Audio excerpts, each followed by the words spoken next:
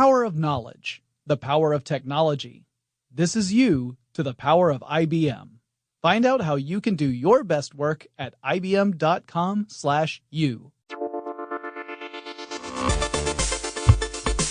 Get in touch with technology with TechStuff from HowStuffWorks.com.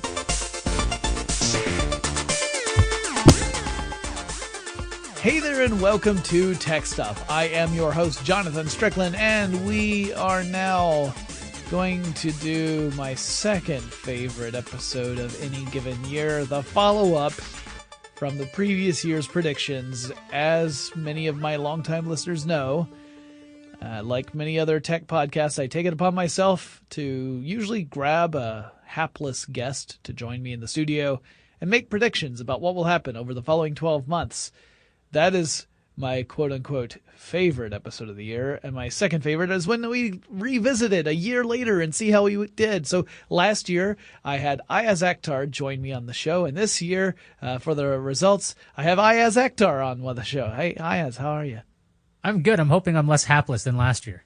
Yeah, I know. I think we both got happed a couple times throughout the year. Okay. So yeah, we'll handle it.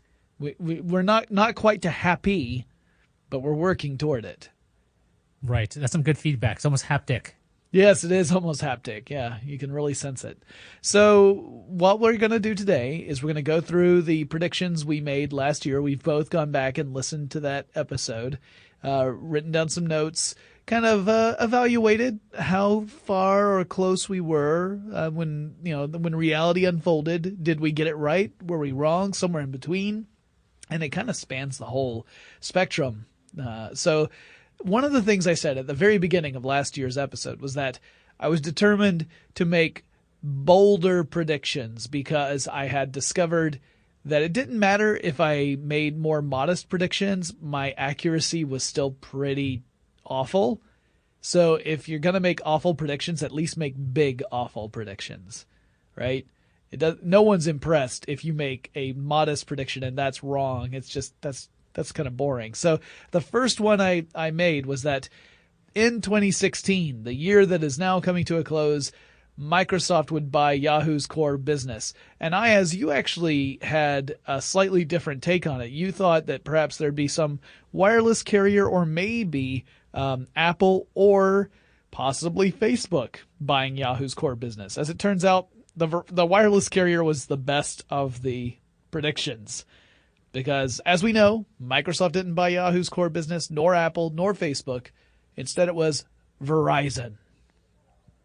Yeah, only $4.83 billion on the deal. Now, I know that right after the news of that came that news of the Yahoo hack that, I don't know how many, was it like 500 million people or accounts were compromised, something crazy like that. Yeah. That Verizon is kind of cautiously going forward. I read recently that the head of AOL...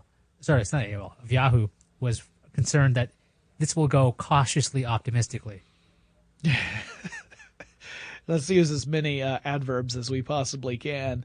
Now, Verizon did acquire AOL in 2015, so Verizon's been kind of on a tear recently. And a lot of people are kind of curious to see what happens with Yahoo's core business going on in the future. And I'm pretty sure at this point I'm going to have to do a full episode about Verizon. And then we came to Ayaz's first prediction. Oh, yeah. That 3D printers would go much more mainstream in 2016. And the idea was there was a lot more 3D scanning technology. There was a bunch of there's phones out there now that have like 3D scanning. But Jonathan, you disagree with me on 3D printing going mainstream. Not because it didn't have potential, because the technology just wasn't ready yet, right? Yeah, it was still at that level where unless you have a lot of patience and you don't mind babysitting the technology for quite some time, you're not likely to have very satisfying results. It's very easy to create a bad 3D print job, right? So take like the most finicky printer you've ever had any experience with, and then imagine that it has to print in 3 dimensions, not just in 2, and you realize, yeah, this is a recipe for potential disaster. And in fact, that's kind of been my experience with 3D printers. So we wanted to take a look, like, did 3D printers really take off in 2016? Did they become, or at least did we see, a good, solid improvement in market adoption. And really, it just kind of it did continue to grow. It's not like it stopped growing. It didn't. The rate of growth didn't increase, but it's still chugging along pretty healthily. So I guess it's a partial win for you, Ayaz. I think. Yeah, I mean, more mainstream doesn't mean that it's doing well, but I'd say very small partial here. I'm not going to even give myself a lot of credit for this one. It's doing better than it was at the beginning of the year, compared to the beginning of the year, but it's still not mainstream by any stretch of the imagination. Yeah, and in fact, later on in the episode, you did clarify. You said that you weren't really thinking about it being a 3D printer on everybody's desk by the end of 2016. You were saying that you expected to see that trend continue. And in fact, that's exactly what has happened. There are no dramatic changes. It's not like, as far as I know, I didn't hear about any massive drive to buy a bunch of 3D printers during the holiday sales, for example. I think in large part, it's one of those things that people who are interested in the field are still going out and, looking at the different models that are out there and trying to decide which one is best for them. It has not really penetrated your average consumer's mind as this is a must-have item. But I think you were more right than wrong. My next prediction was that Apple, now that we're getting further and further removed from Steve Jobs' Apple company, that Apple was going to start offering up more products that would seem like they were not as directly influenced by Steve Jobs. I realize now in retrospect that is an incredibly difficult prediction to judge whether or not I was right, because without having Steve Jobs here to say, hey, would you do that? It's kind of impossible to answer unless you just see something that just looks like, welcome to the Apple cinder block. Like, then you'd say, okay, no, that Steve Jobs would not come out with a cinder block. And I don't know about that one. Maybe. I think the only thing for sure we could tell if there was no clones, Mac clones out there, that's definitely something that was anti-Jobs at the time. Yeah. When he came back to Apple, he killed that off.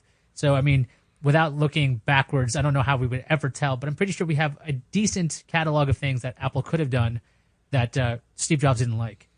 Yeah, I mean, in the last year episode, we mentioned the pencil stylus device that had been introduced in late 2015, and how that was something that Steve Jobs had kind of ridiculed at one point, back when a stylus was the only way to interact with some handheld devices. And he said, no one wants that. And as you pointed out, well, the Apple solution is that it's an additional peripheral. It's not necessary to interact with the device, but it's an additional way to interact with the device, which is a slight distinction. Not sure how Steve Jobs would have felt about abandoning the Lightning ports on MacBook Pros, where they switched from Lightning to USB-C, or the idea of, I'm pretty sure he would have been down with the idea of getting rid of the headphone jack. I don't see Steve Jobs as saying, no, that's something we absolutely have to keep. I think that's referring to the iPhone. The new iPhones don't have the headphone jacks; they just have the Lightning connector. It does make it weird if you have a MacBook Pro and an iPhone that you can't use a simple cable between the two to charge your iPhone while your MacBook Pro is running. But I don't think any of those were big warning flags saying Steve Jobs would absolutely not want this to happen. And to potentially save you hundreds and thousands of emails. When you said Apple moving away from Lightning to USB-C, did you mean the Thunderbolt port? That's what I meant, Thunderbolt port. Okay. Yeah, because Thunderbolt is built into the new versions of these USB-C style receptacles. It's such a weird thing that's actually in the MacBook Pro right now that I don't really have a great way to explain it. Maybe you could. It's a Thunderbolt 3 enabled USB-C input. It's a very strange name. Very odd, yeah. I think moving towards standard things is within the realm of Jobs. The idea of simply going, okay, this is the future. We don't care. We're drawing the line right now. I think it looks a lot like the way the MacBook Air was set up in the first place with its original one USB port. That grew a little bit. Same thing with the MacBook Pros. The headphone jack removal, yeah, I could believe that happening, maybe, although Jobs really did like music. I don't know if he would want you to listen to Bluetooth headphones, to be honest. Yeah, I mean, it's a good point. I mean, well, the fact that you're already listening on an Apple device and you're likely listening to some form of compressed music. I mean, you could be listening to uncompressed music files, but I don't know. Yeah, it does seem like it would be another step further away from that experience that truly defined or redefined Apple. I mean, the iPod, I would argue, was the product that brought Apple truly to the forefront of the technology world again, and the iPhone cemented their place once it came out. That when Steve Jobs came back to the company and he began to revitalize the Mac platform, the iPod was really the device that kind of got the tech world's attention and said, "Oh wow, Apple's doing stuff again." So to make that step where you are saying, Bluetooth headphones are fine, that does seem a little weird. But I can't really say this is a win or a loss, and it's largely because, again, at the very beginning, as I said, it's hard to judge how well I did without having the authority there to weigh in. So that, in retrospect, it was a bad prediction just because it's hard to judge if it was correct or not, unless, again, there was something that was just wildly out of character for Apple. Yeah, I predict you will not be making predictions like that for your next show. I certainly hope I won't. All right, so my next prediction was about wearables. Yes. Wearables will be better with follow-ups to the earlier smartwatches and activity trackers. 2016 was supposed to be the year we're going to see refined approaches, and I'm laughing at reading my own note here. There will be a compelling reason to own a smartwatch. The reality, no, that didn't happen. There's currently no true compelling reason that anyone needs a smartwatch. That's not just my own opinion. I saw a report on the day we're recording this. IDC just released a wearables market report, and they said basic wearables, primarily composed of fitness bands, accounted for 85% of the market and experienced double-digit growth. Now, by the way, year-over-year growth for the third quarter between 2016 compared to 2015, 3.1%. So not a huge growth in wearables, which includes smartwatches and fitness devices. So Google basically sat out when it came to Android Wear. They're like, yeah, we're going to show a new one. Here it is. And we're going to release it 2017. They backed off of it very hard. Apple basically said, we screwed up. They redefined their watch with watchOS 3. It's really not even close. I don't see smartwatches everywhere. Do you see smartwatches everywhere where you are? No, I do not. I mean, I'm wearing a Pebble right now, but some people would argue that Pebble doesn't really, like, some would say Pebble almost doesn't fit the definition of a smartwatch because it has limited interactive abilities, and you've got the monochromatic screen, and but that's all. I want it because it gives me notifications and I don't ignore them. I don't miss them. So specifically when someone's calling me, I don't miss those calls anymore, because when I'm walking, I walk to and from home and work. When I'm walking, I often don't feel my phone vibrating if someone calls me, but I feel my wrist vibrating. So that's why I have one. But that's the only compelling reason, is really because otherwise I miss phone calls and my wife gets mad at me. My wife has an iWatch. She's got an Apple Watch, and I mean, she likes it just fine. But yeah, I don't see them everywhere. There's like maybe one other person in this office who has one, and that's it. So, yeah, I'm not seeing an explosion in adoption right now. Wearables are one of those things where I think the potential is there. No one has created the killer product that people absolutely must go out and purchase. And so it remains this kind of promised land that no one's been able to tap into. I'm sure as we record this, Ayaz and I are both in our own individual ways preparing for the apocalypse known as CES, which will take place in the very beginning of January 2017. And we both know wearables will yet again be an enormous story there, because it's an area of potential growth. And whenever those exist within the world of electronics, you're going to see endless examples of it on the CES show floor. The question is, will we see one that's so interesting and so different from the other thousands of products that we've already seen that we will be convinced, yes, this is the one that is going to redefine the market. I'm not convinced yet. There's plenty of good products out there, activity trackers and smartwatches, but nothing that I would sit there and say like, oh, well, you absolutely have to go out and get one of these. Yeah, I don't. Bold prediction, no, we're not going to see anything that's going to change the wearables market at CES in a couple of weeks. But if Apple couldn't figure it out and Samsung's they got their great approach where they try everything, they iterate and they iterate and they iterate. Eventually they get it right. It might be another couple of years. I thought 2016 was the year because the idea was already presented. People were getting used to the idea of having more than one device, maybe, and there were major companies behind it. But the execution just wasn't here this year in 2016. Yeah. 2017, I don't see it happening in the next few weeks. Maybe long shot. December 26th of next year, 2017, somebody figures it out, but it won't be public until 2018. Yeah. I remember I mentioned that if you were to pair wearables with AR, you could have some really interesting applications in that respect.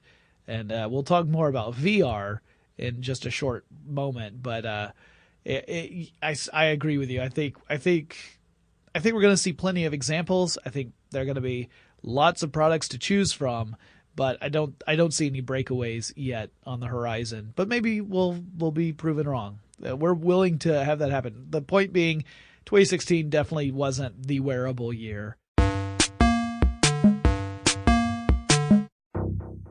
Atlanta, Georgia, 1979. Are you scared? Yes, sir. One by one, kids are going missing, with no explanation. A black 15-year-old male who lived in the same area where 3 other children had disappeared. There was a real-life monster on the loose, and the city of Atlanta demanded answers.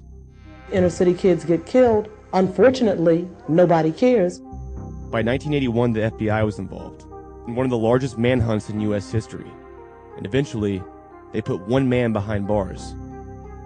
But nearly 40 years later, this case has left more questions than answers, in what may be Atlanta's darkest secret. I don't know today whether he's innocent or guilty. From the producers of Up and Vanished and How Stuff Works, we present an all-new podcast, Atlanta Monster. Subscribe to Atlanta Monster right now on Apple Podcasts and be the first to hear it on January 5th.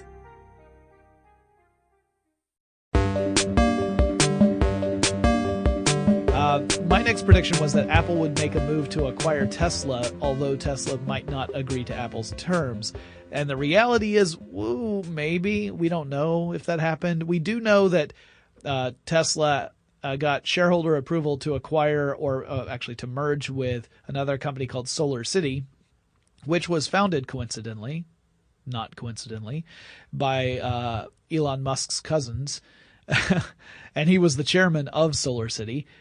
So Tesla and Solar City are merging together, but we do also know that Apple held some discussions with the executive team over at Tesla, but Musk was very careful to say he could not comment on what the nature of those conversations was all about because, that's confidential stuff. But a lot of reporters kept on asking, does this mean that there have been talks of acquisition between Apple and Tesla? And he says, I even if there were, I couldn't comment on it. So it's useless to ask me those questions. So we don't know if Apple had made a move. It's possible that Apple at least expressed some interest, but there's no way to confirm that one way or the other. And in the episode, as you mentioned that there was a possibility that Apple would invest in Tesla, but not try to acquire it. And so in other words, there would be some sort of corporate investment on Apple's part, perhaps even having some members of Apple join the board of directors over at Tesla. But as far as I know, that has not yet happened either. We do know that Apple is definitely interested in developing autonomous car programs.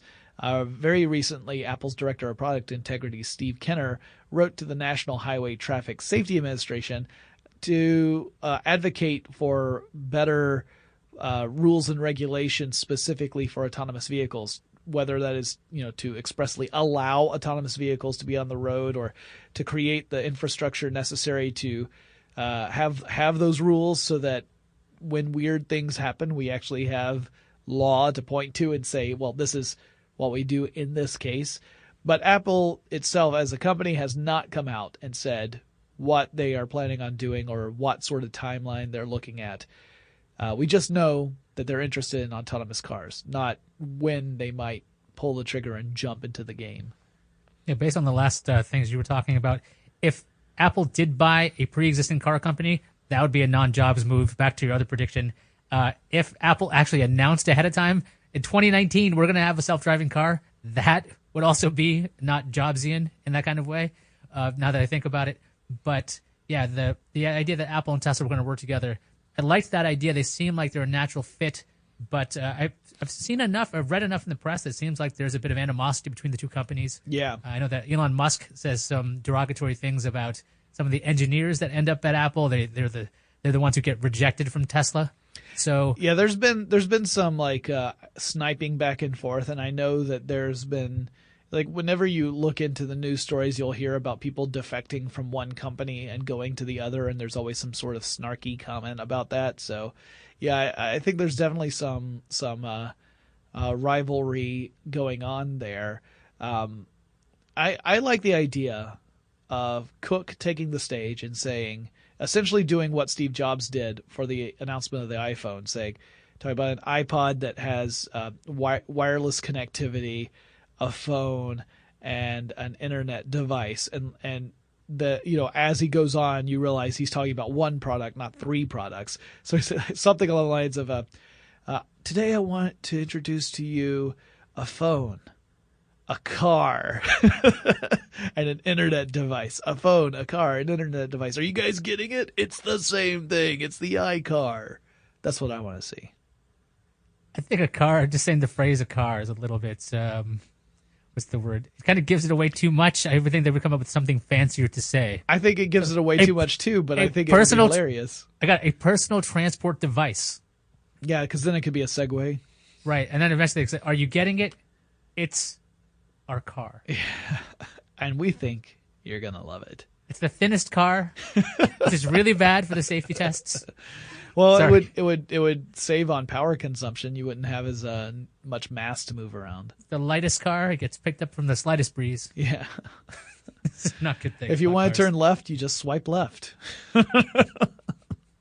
Some features will be added later. Yeah. With the update yeah. And to it the turns OS. out that all of your navigation features are likely to send you to places that don't exist or are in reality. Oh, that's gotten better this year. Yeah, that's true. And Apple has drones out there checking out. At least that's according to a certain recent report that Apple's got drones out there searching, getting Maps app data back to the Maps app. So maybe it's not as bad as it used to be. Where you don't have like the Washington Monument located across the street from where it really is, that kind of thing.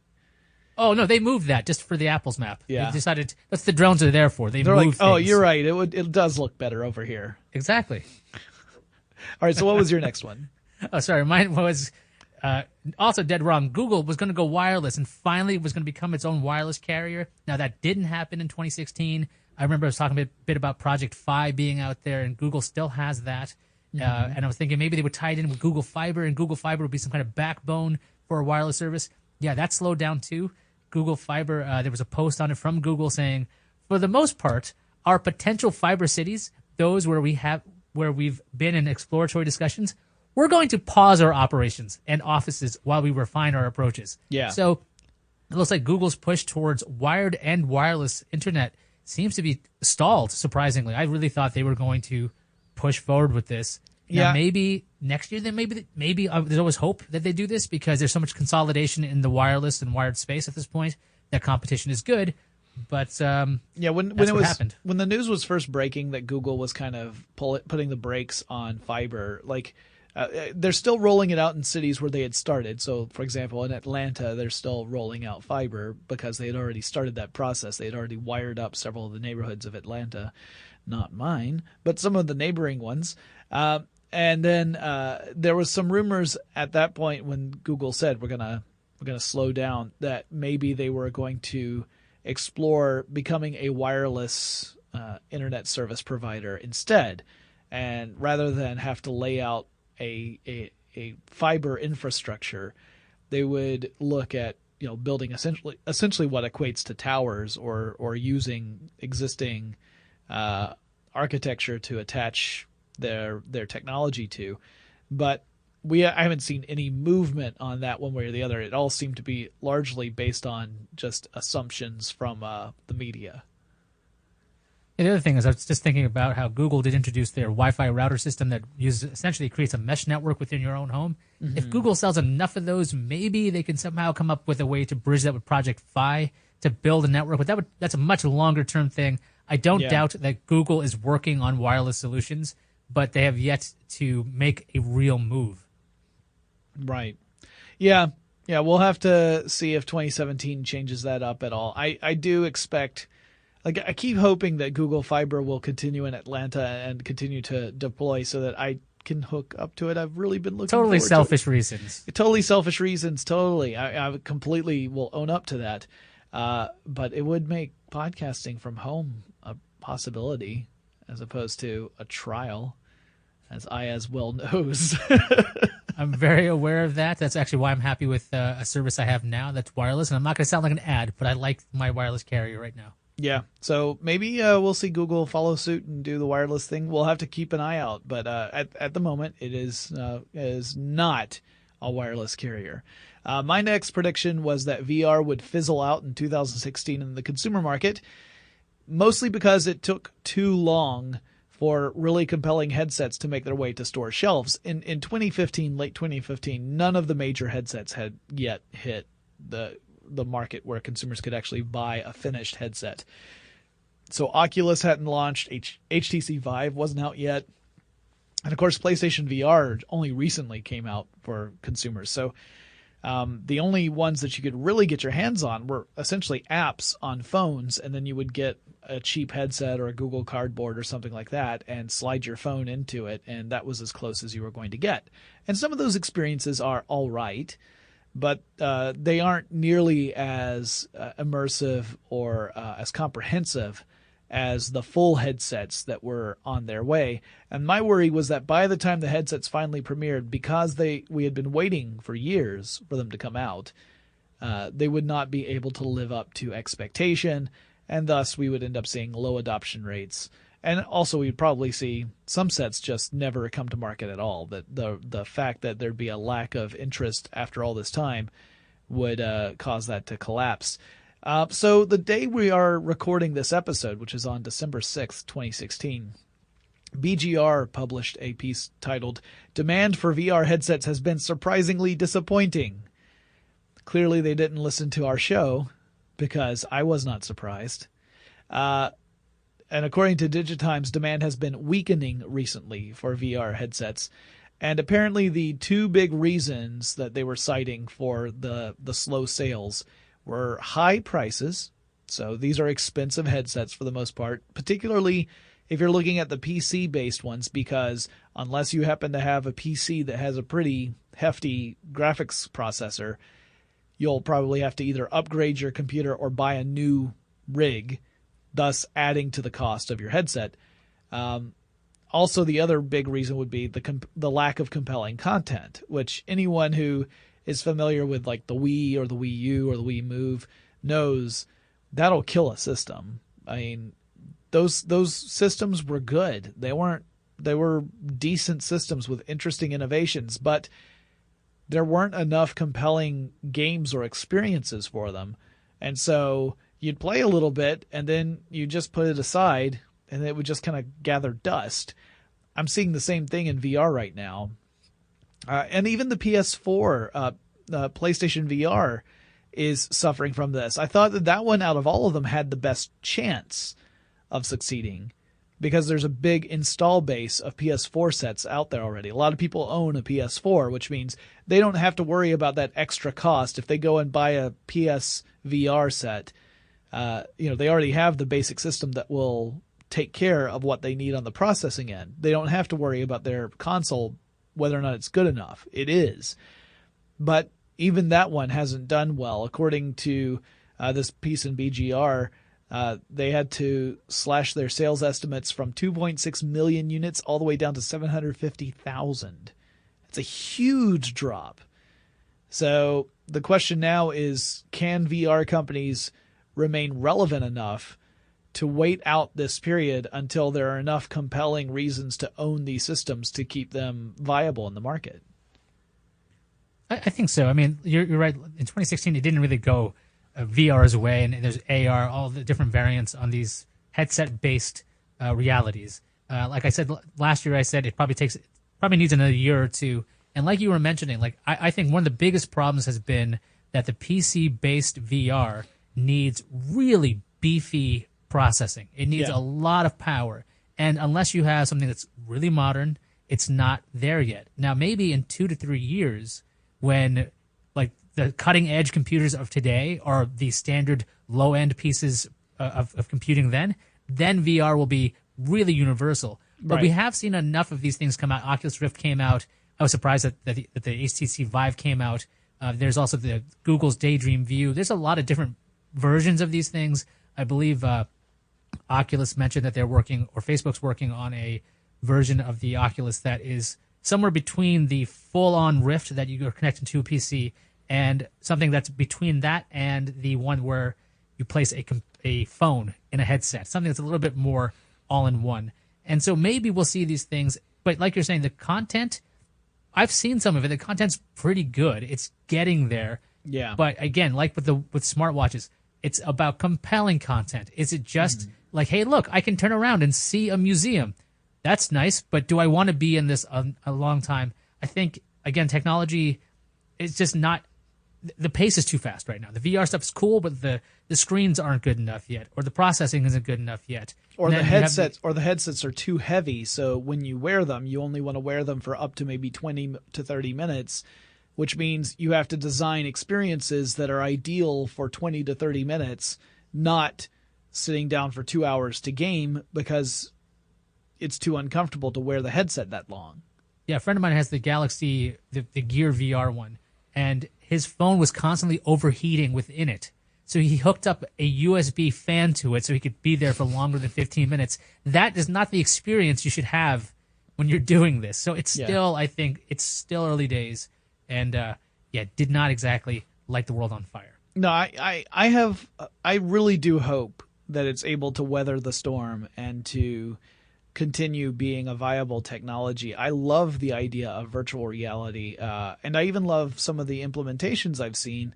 I'm not ready to dive in and spend, a couple of grand in order to have one of those at home, particularly since the one I like the most of the ones I've tried, and I have not tried all of them, so this is just based upon my limited experience, is the HTC Vive, because I like the fact that you can move around in a physical space and it's reflected within a game. But at the same time, I don't have a space in my home where I could do that. Like, even if I wanted to spend that much money, I don't have a room in my house that I could dedicate to VR. All of my rooms in my house are dedicated to just regular R.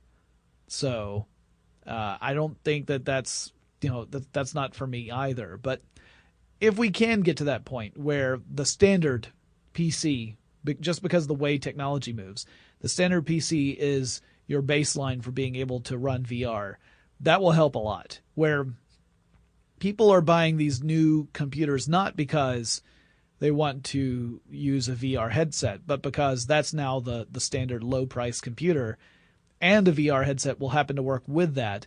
That's the ideal situation. It is unfortunate that the way technology tends to go is we see people try to take advantage of all the power a technology has available to it at that given time, which then puts the burden on the consumer when it comes time to actually buying something, because it's going to be way more expensive that way. At the same time, you do want it to have a good experience. You don't want it something that's going to be super choppy or really low quality graphics or sound or something. That would be disastrous as well. So they were really in a tough position. They had to come out with something because everyone was yelling for it. It had to be good, and preferably it would be cheap, but you couldn't really do all three. So we got really good, and we got really powerful and compelling in a way, as long as the experience is there, but not cheap. It is not cheap. And I don't think there's anything out there yet for your average consumer to convince them to go and make that big investment. But maybe we will see that change over the next year or two. I'm sure we're going to see lots of VR stuff at CES this year too. It would shock me if we didn't. Microsoft had a big push into VR and AR with its last update to Windows 10. Yep. So I could see that with those low-priced accessories. I think they were talking about $200, maybe $300 for more VR headsets that are working with Windows 10. So I could imagine that at CES we're going to see a lot of other headsets, a lot of other accessories that take advantage of this. But again, it's not ready for the masses yet. It's just not there. Yeah. It kind of reminds me in a way of when personal computers first really hit the market. Like that was also one of those things that a very niche market opened up for personal computers. It took more than a decade for that to become something that you would find in the average home.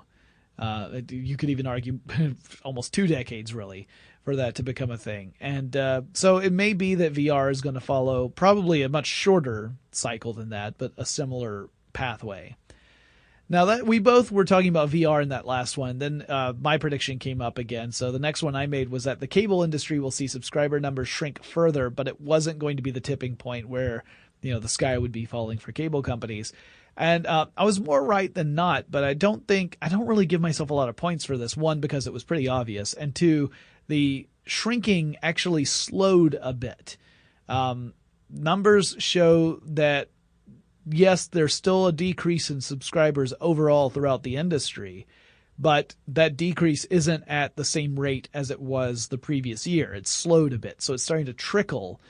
Some people have said perhaps we're seeing an end to this attrition rate that had been taking place, and maybe now we're reaching a point where the people who are currently subscribed to cable television are not, they're not holdouts. It's just these are people who are satisfied with the service and don't have any desire to move away from it. So you could think of the people who were the cord cutters and the cord nevers as being on the outskirts of this group, and now that they're gone, so what's left is that core, and it's a big one. We're talking millions of people here. It's not like it's a few 100,000. So we may have hit a plateau. It may be that we're going to continue to see a decrease, but it'll be a much smaller amount year over year. And in fact, Comcast this year reported it had a slight gain in subscribers compared to the year before.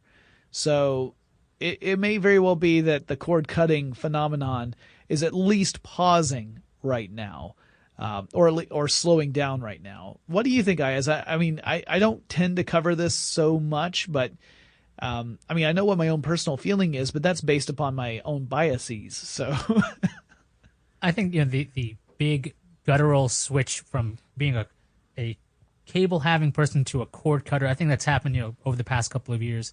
But that trend is declining just because there's only so many people who are willing to leave. For myself, I don't have it. I don't have cable.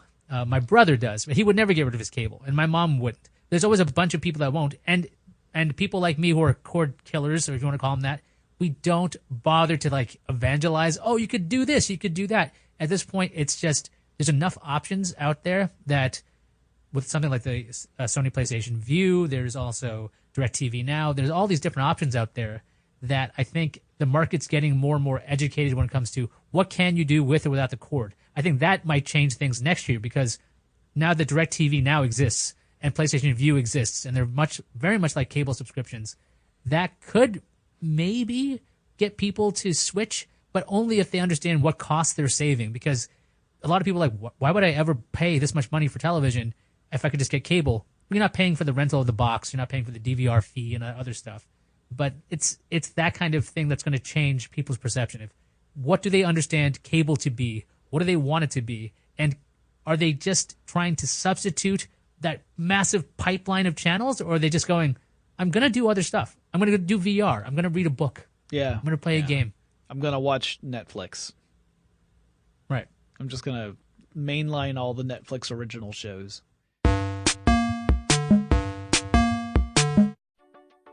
Okay, Mango, so what's your elevator pitch for Part-Time Genius? Elevator pitch? Yeah, the 2-sentence description, how you talk about it. Like, for example, I might say, Hosted by the guys who founded Mental Floss, Part-Time Genius is a super fun show on a mission to make everything more interesting. So what's yours? Oh, I'm so bad at this. Like, if someone asked me for an elevator pitch, I'd probably just start talking about elevators. Like, did you know that the mirrors that are sometimes placed by elevators are there as this psychological trick? Because looking at yourself makes the wait times feel shorter, or that peeing in an elevator in Singapore is a crime, so the elevators are actually equipped with these urine detection devices.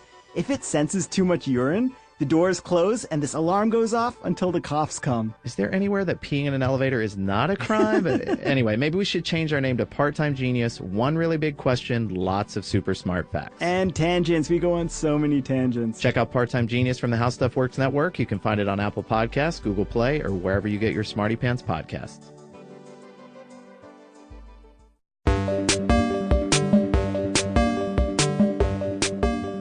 Now, your next one was another one revolving around Facebook. Acquisitions. I can't be right about these ever. Facebook. I said Facebook will buy HTC. I believe HTC worked with Facebook on phones before, and no, that didn't happen. Yeah, Facebook, And, that would have been interesting. We would have seen a dramatic decrease in competition in that fizzling VR space. Well, that would have been interesting if the Vive and the Rift were together somehow. Yeah. It's odd because the word Rift suggests that you could never have such a thing. I'm sure they'd have to come up with some kind of cross-platform Revive, solution. Re-Rift. Yeah. I'm going to leave that one alone. But Yeah. HTC, which I thought was ripe for an acquisition at this point because it's struggling. Although HTC did get a design win, I believe they're the people behind, or the company behind Google's Pixel phone and the Pixel XL. So while it doesn't have any branding from HTC is the hardware partner, so they do have that. I still think that company, HTC, needs some kind of huge win out there because they make some really great hardware. I mean, I have the Pixel. I really enjoy it. I've played with HTC phones for years. They're really quite solid, and they just can't make a splash in this crowded marketplace between Samsung and Apple. Those two just together are just monstrously large. And then there's a small bit of the pie for everybody else. Yeah, and we talked about this last time too. My first smartphone was an HTC smartphone because it was the HTC G1, the first Google phone in the United States with the slide-out keyboard. And it is interesting. Just as we were about to go into the studio, I saw a thing on the BBC that said that there were some indications in the market that Google might be interested in pursuing an acquisition with HTC, although that seems kind of odd to me, mostly because we already saw Google do that with Motorola Mobile, and then that didn't work out. But, I mean, who's to say? I'm not an expert on these things by any stretch of the imagination. So possibly we could see an acquisition, but maybe it's Google, not Facebook, doing the acquiring. In which case you would see Google get into the VR game even bigger than they already have with their Daydream stuff and Google Cardboard. You know, I think you just accidentally hit on something there. That would be the good reason why Motorola didn't necessarily work out with Google, because Google can do handsets. But when it comes to VR, they might be struggling. And the Vive being one of the better experiences I've heard about. I have not tried it out myself. I know you have. Yeah. Colleagues of mine have tried it out, and they really love what the Vive is. Maybe that's the kind of information and technology that they're looking for, but that's all speculation. Yeah. It may just be that they were talking about other partnerships. I mean, like you were saying, Ayaz, with the Pixel being an HTC handset, even without the branding. I mean, that's a big deal. That's also the next phone I want, but I don't have one right now. My next prediction was that we would see lots more growth in online media like Amazon Prime videos, Hulu, Netflix, and also we would see a lot more from independent or smaller creative studios, which was a total gimme. I think I could have predicted Water is Wet, and that would have been slightly less surprising than this prediction. So yes, we did see lots of new shows and movies coming out from all of these platforms. We also saw YouTube Red getting into the game and really pushing original content, including series that star YouTube celebrities who have become famous for their own channels being put into scripted series. I've seen lots of commercials for those recently when I've gone to see actual movies. Like there's usually a promo there for the upcoming YouTube series. So this, I think, is going to continue. We're just going to see more and more of these. A lot of different platforms out there. All of them are struggling to find a way to differentiate themselves from the other competitors in the field. Like, why is it that you would go to one versus another? And especially for groups like Netflix, where they're having a harder time establishing a video library from other content creators, why not just go through and make your own darn content? If it all happens to be Daredevil spinoffs, so be it. I'll watch them. I think not a bold prediction by any means, but I would say I was pretty much correct on this one. Yeah, you're right on this. There wasn't like any massive consolidation by any means. It wasn't like Netflix was purchased by Disney. That would have been crazy. That was a rumor at one point. Yeah. Hulu was dissolved. So there's still competition. So I like the fact that you are right on this one. And thankfully there's enough competition out there when it comes to streaming services. But there's a lot of services out there that are just competing for your dollars. I know there's like NBC's CISO is like this $4 thing. There's a Lifetime Movie Club. It's $4. There's all these little tiny clubs that are popping up that, after a while you're paying. It's almost a la carte television. Almost. Yeah. But we're not going to get that yet. No, I a la carte television, I think is I don't know that we'll ever get it. Not until we get to a point where cable television and satellite TV just don't make sense anymore. And at that point, maybe. But until that happens, I just don't see it being a real viable alternative. The biggest surprise for me was when HBO finally went with HBO Go. Mm-hmm. That was one of those things where I was skeptical it would ever happen. And I still don't subscribe to it. So when people talk about Westworld, I tune out because I haven't seen any of it yet. Wait. You haven't seen Westworld? I know. I want to so badly, but I don't have HBO Go. You can get HBO now, or you could get one of those things. I'm shocked because I think Westworld would be right up your alley. I know. I'm still behind on Black Mirror though, so I gotta. Oh, you could skip half of that. I wouldn't. That's an aside. We'll talk about that later. So, sorry. Yeah. So your next prediction was about a video game company. Yeah, the Nintendo NX will be good. That was my prediction. And you know what? I'm going to give myself, a third of a point on that one. You got to pass. We're not sure. Yeah. It's not even out until Nope. March 2017, but the NX got a name. It's called the Nintendo Switch. It's this hybrid home console / portable console, basically dock. It's kind of like the NVIDIA Shield tablet, if you think of it that way. You can dock this tablet, and it works with your TV, but this is all based on Nintendo's promo video, where they showed off all the different variants of this and what it could do. But as far as I know, I don't know anybody's played with this device yet. I believe in January Nintendo will speak about more of the features about the Switch. Yeah. But it's definitely interesting. Whether it's good or not, that's up for debate. There's the possibility that they could be at CES to show it off in a little quiet suite somewhere, because that's how I found out about the Wii U. It was before would surprise me. Yeah, when the Wii U before the Wii U came out, Nintendo rented a suite in, I want to say it was in the Renaissance, and I got an invite to go check out the Wii U, so I did, and I got a chance to play with it before anyone on the public had a chance. It was just people in the industry and people in media who got a chance to play with it. So here's hoping they do the same thing with the Switch. Yeah, I like the Switch. Reminds me a lot of the Wii in the sense that it has a very innovative style for the way you interact with the game system, whether you're using it as a handheld or if you plug it into your docking station so that you play it on a large television, and the various types of controller configurations.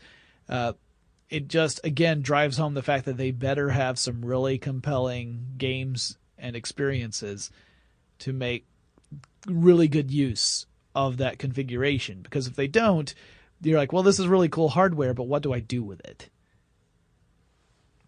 Yeah, I don't know if they do, but we'll see. And then I had another prediction.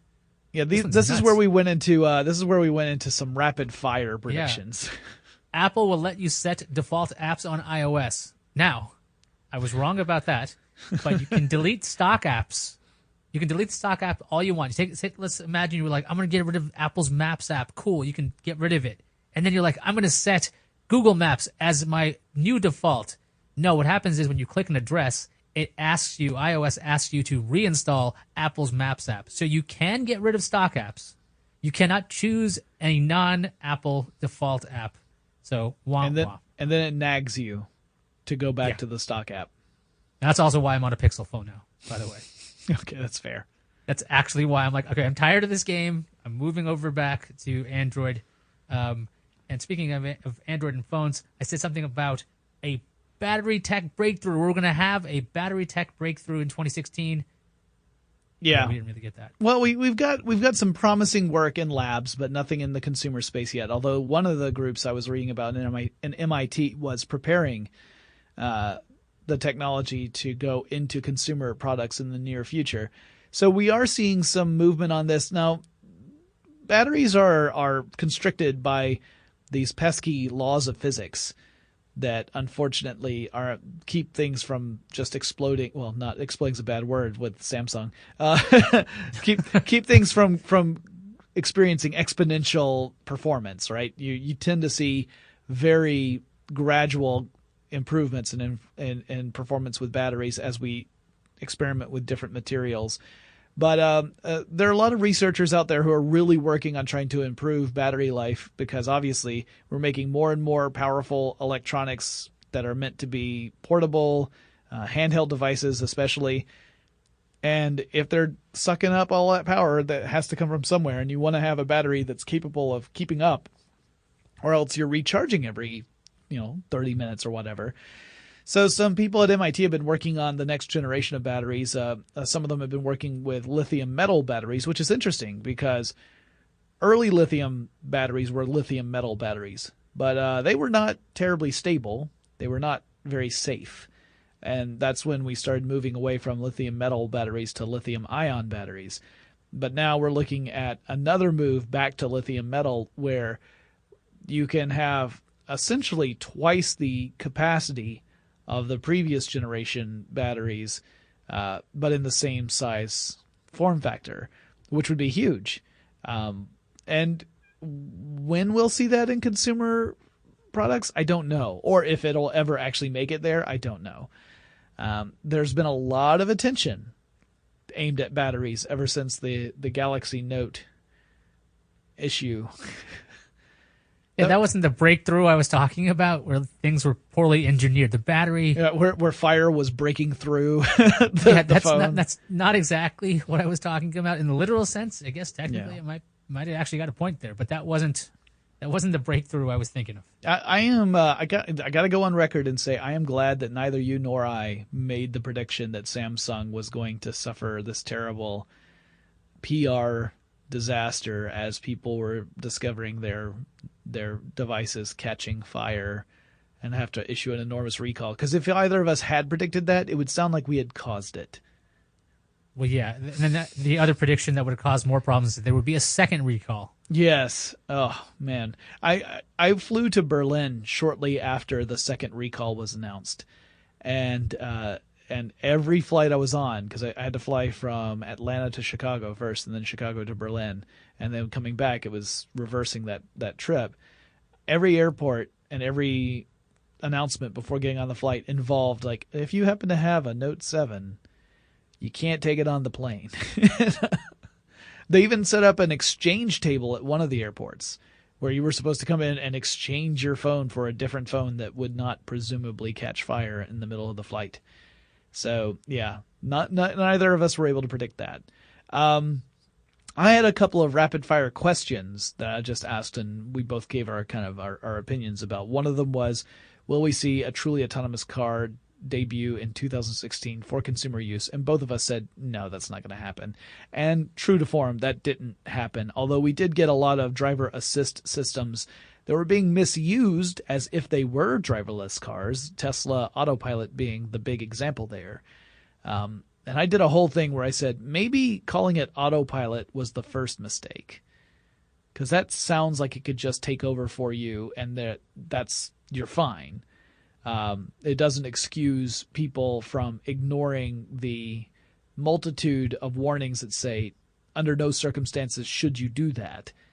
But we saw some pretty tragic results of people misusing Tesla Autopilot as if it were a driverless car. And as we both predicted, we don't have any driverless cars on the market for consumers just yet. Everyone's working on it, though. To be fair to the naming convention here, don't forget there's a number of reports. I'm pretty sure these are real. People deciding that they were going to hit cruise control on their vehicle and then going to the back of their vehicle or doing something else. Naming isn't everything. Yeah. No, there at least have been plenty of scenes in movies and television where characters have done that to comedic effect. And I would not be surprised if those were in fact based upon true accounts at some point or another. You make a good point. I think when I say it's the first mistake of calling it autopilot, I don't mean it's the only mistake. Like it's the primary driver. As soon as anyone knows, hey, this system that's in this car is such an advanced driver assist system that it is essentially driving for you, then you're inviting people to use it in ways that it was not intended. But yeah, maybe we'll see a driverless car hit the market within the next couple of years. I don't think 2017 is going to be the year for it either. At least not one marketed as a driverless car. I don't think that's a possibility. We still have a lot of people working on just getting the legality of driverless cars established. I was going to mention the legal loopholes, not loopholes, the hurdles, that they would have to get through. That's a lot of work ahead. Yeah, and it's it's hard to judge how long that's going to take because it's unprecedented, right? A lot of the law that whenever we talk law, and Ayaz knows this way better than I do. He has training in law, but much of our law is based upon precedent and builds upon precedent. And when you get to cases where it requires a new layer of thinking, it's a lot slower because you have to really put a lot of thought into how are you going to frame this so that you don't cause more problems further down the road, in this case, both figuratively and literally. So, it's probably going to take a while before we get truly autonomous cars marketed for the book. Now, let me ask you this. I know that we're not making predictions right now, but do you think we're going to see autonomous cars more likely to be used in like a fleet, kind of like Uber or Lyft, before they would ever be available for individual consumer purchase? I know they're being tested right now. You can get into an Uber it's essentially driving itself, but there is an engineer sitting in the driver's seat. I think Pittsburgh. I believe we're going to see a lot of those happening before we see the fleet allowed to be truly without anybody in the car. Yeah. Because I could also see the liability aspects just being through the roof. Sure. Just imagine some guy deciding to sit in the driver's seat of a driverless vehicle and then taking it over. That could be a huge nightmare. Yeah, as long as there are physical controls to take over, that does remain a problem. Right. So that's the kind of thing that would have to be figured out.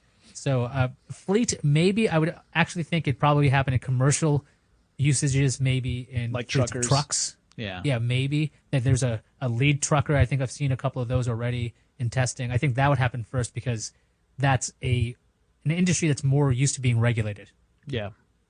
It sounds very realistic to me. My next question was, would we see any big company shakedowns with huge changes at the executive level? You had pointed out HTC and BlackBerry both had the potential to go that way. Neither of us were really certain. We knew that it was going to happen because it happens every year.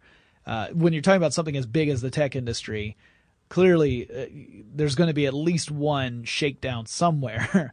It doesn't, it might not necessarily be a top name in technology, but it'll definitely happen.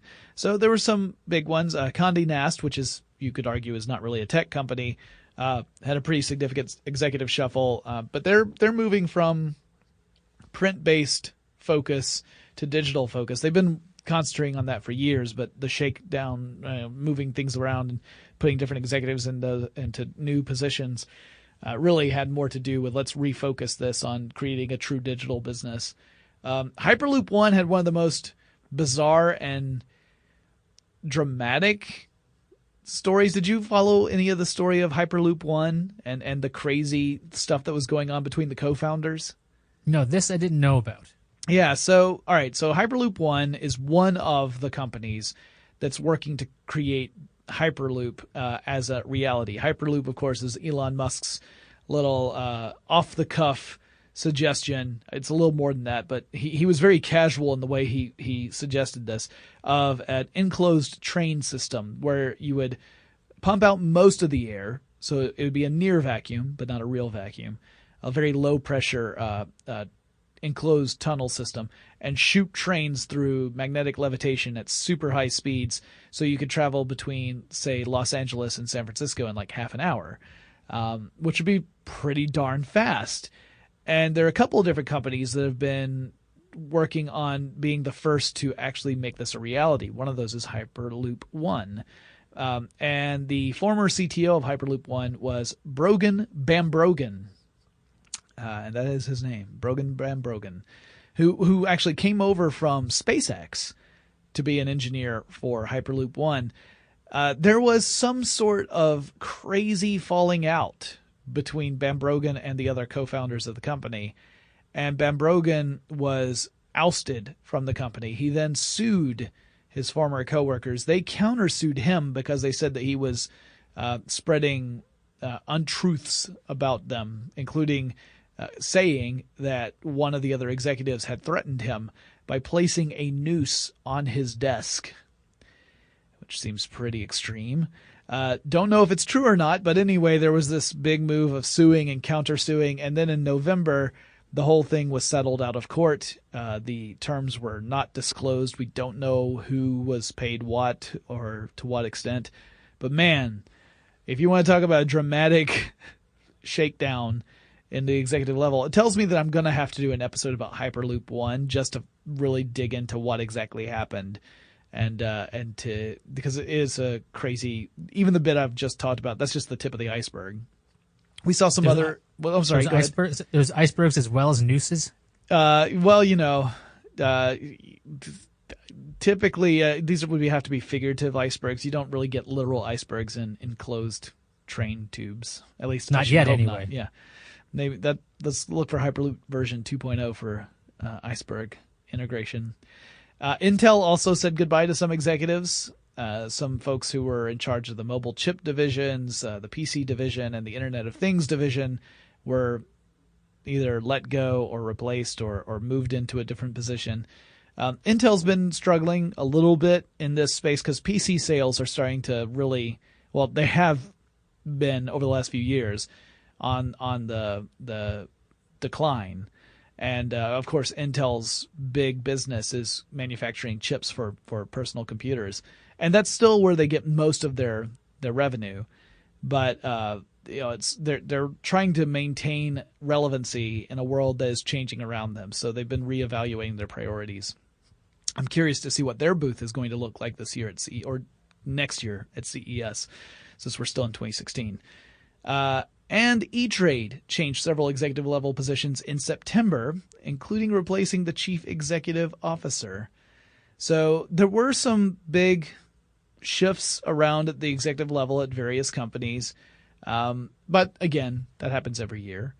I also asked, are there any tech bubbles that we'll see burst in 2016? And this is kind of similar to the executive shakeup one. We're like, well, maybe. There didn't seem to be anything that was just on the verge of imploding. As you said, maybe we will finally stop hearing the phrase, the Uber of whatever. Like, this company is the Uber of mobile game apps.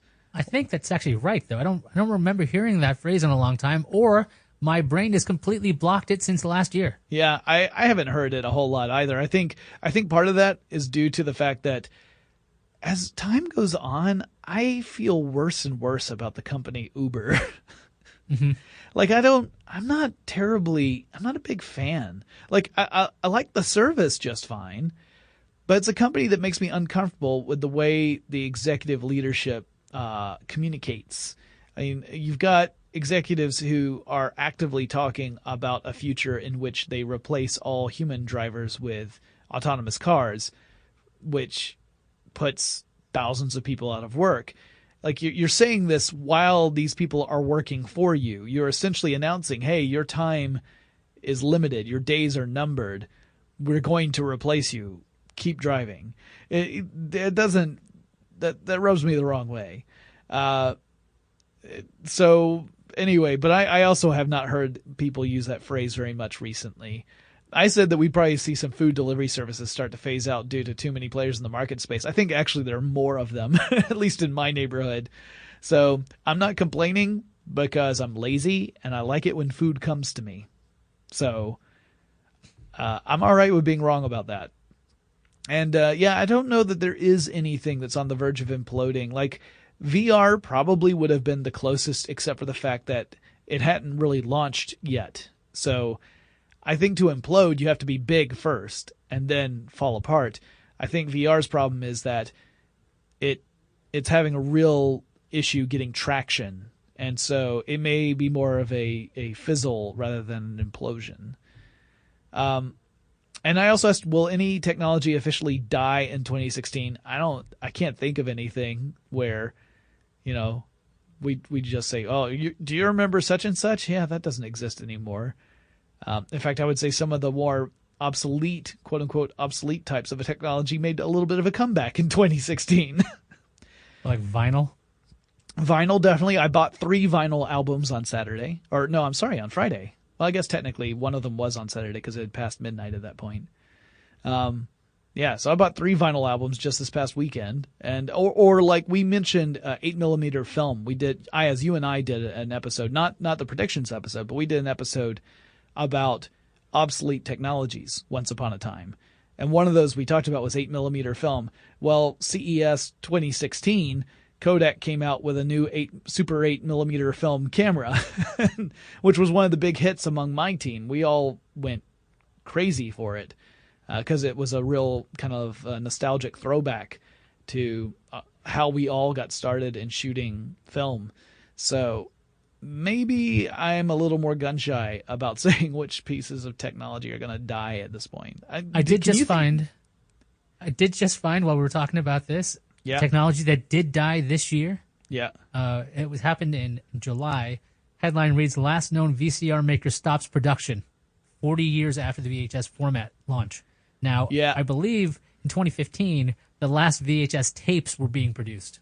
Yes. 2016 is the end of the VCR production, which is very, very sad. Yeah, we can say that the VCR, I guess, officially is dead now. So yeah, maybe there we go. There's one. Yeah, we couldn't really think of any off the top of our heads when we were making these predictions. I also asked, do you think the Facebook professional services platform will be a success? And we were both very non-committal, like, well, we don't know enough about it yet. Maybe it will be. We don't really know. And no, it got shut down in November. So the thing we didn't really know about, we never really got to know. I completely forgot that it existed until I saw the note. And I'm like, oh, yeah, that was a thing. And it didn't go anywhere. And then I asked you, do you think, well, I said this question wasn't for you because you're not as into computer games as I am. I asked, will the game Star Citizen actually come out in 2016? So you had no opinion. I said it probably would not, and it was running the risk of becoming the next Duke Nukem Forever, a game that is almost always just in development. And so it runs the danger of, by the time it finally comes out, disappointing people because it's not what they were hoping it would be.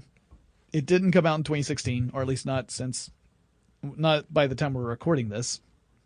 Parts of the game have come out. Like, you can do little things that are connected to the game, but the game itself hasn't come out. People have poured $131 million into this game. And there are people who have spent thousands of dollars on video game spaceships for this game, and the game has not yet come out. This game is weird. It's like the most successful game that hasn't come out yet. So I'm not shocked that it didn't come out. I keep hoping to see it come out. The last I saw, there still wasn't a specific date that was being cited as the release date, but it's supposed to be coming out soon. And the final question is one we can't answer, which was, do you think Rogue One will be any good? I mean, we could answer that, but we can't answer whether or not it is good because we haven't seen it yet. I assume, as you haven't seen it yet, right? I have not seen it, and last year when you mentioned this to me, I had no idea this movie was being made. Yeah. Well, now you can't avoid the marketing for it. It's everywhere. Star Wars Rogue One, the first of the spin-off Star Wars movies that are not directly part of the main storyline. Although this one is real darn close to it, since it's about the team that stole the plans for the Death Star, which play an important role in a little movie called Star Wars: A New Hope. We do know that there is no sequel to Rogue One coming. That's been announced because essentially the sequel to Rogue One is A New Hope. It's Star Wars. Did you see the thing that hit the internet where someone like Disney furious that Rogue One sequel poster has leaked, and it was the poster for Star Wars: A New Hope? I did see that. Yeah, that's essentially it. Yeah. I'm like, oh, that's cute. That's a cute joke. Yeah, still haven't seen it because it hasn't come out as of the time we're recording this podcast. So I'm still anticipating it. There's one of my coworkers here who maybe she's already seen it. She's got a lot of clout over with the Star Wars folks, but she's positively like vibrating over excitement about seeing this movie. It's if you say Rogue One near her, her eyes just light up. So here's hoping it will be a truly entertaining film for her sake, if no one else's. And that's it. Those were all the predictions we made. I think we did okay. Our big crazy predictions didn't necessarily come true, but in some cases even weirder things happened, and that's always fun. Did you have any that you were like, wow, man, I was way closer than I thought, or I was just completely off base? You know, looking back on the prediction show and seeing the results, I see that I'm consistently yearly fascinated with BlackBerry and HTC. It's this sickness I have because I keep seeing these two floundering companies, which I've been covering for years. Mm-hmm. And so I guess it's although I didn't even think about BlackBerry this year, so that's waning. So maybe that's already over. I'm getting past it. So I guess I'm a little surprised at things I've forgotten. Facebook even having that business thing, and Yahoo finally finding its proper suitor or its new home. That seems like that was inevitable. So we'll see how this all shakes out over the long term. Yeah, I feel the same way. And you know, I'm going to be doing a predictions episode, which you guys out there will hear very shortly, where I will predict what I think will happen in 2017, a year filled with way more uncertainty than I think 2016 was. There's some big questions, particularly along the lines of things like, what is the fate of net neutrality in 2017? Big, tough questions. So I can't wait to tackle that one. It's going to be a laugh riot. And be bold. Yeah. Be bold. And I'm going to try, Ayaz is invited to do this as well. I'm going to try and get some of my friends to send in a prediction or two if they like, and those will also be featured in the show. It'll mainly be me, but I will be happy to feature some predictions from other folks. We'll see how many people are able to respond. I gave them a little bit of time, but everyone's very busy this time of year, so we will try to get as many of those as we can. And Ayaz, where can people find your work?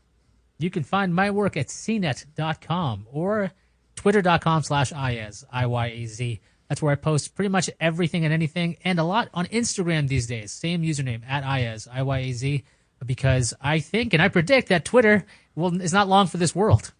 Yeah, I wish I could say that's a bold prediction, but yeah, every day when I come on and I log on to Twitter, I think, well, I guess it's not this day. Yeah, interesting. Also, if you do follow Ayaz on Instagram, you might learn a little something about the wonderful profession of professional wrestling. You never know. Oh, good gosh. Yes, you will. Yeah. Oh, man. And it's awesome. All right. Well, guys, thank you so much for listening. If you have any predictions for 2017 that you want to share with me, send them my way. The email address is techstuff@howstuffworks.com, or drop me a line on Facebook or Twitter. The handle of both of those is TechStuffHSW, and I'll talk to you again really soon.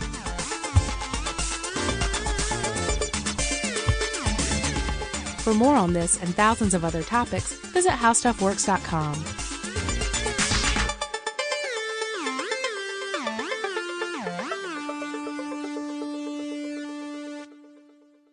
On the Stuff to Blow Your Mind podcast, we explore the weirdest corners of technology, history, philosophy, mythology, and the human mind. And recently, we explored the methodology behind the doomsday clock that calculates humanity's countdown to annihilation. Who decides what factors bring us closer to the end? Check it out on Apple Podcasts, and please subscribe so you never miss another one of our episodes.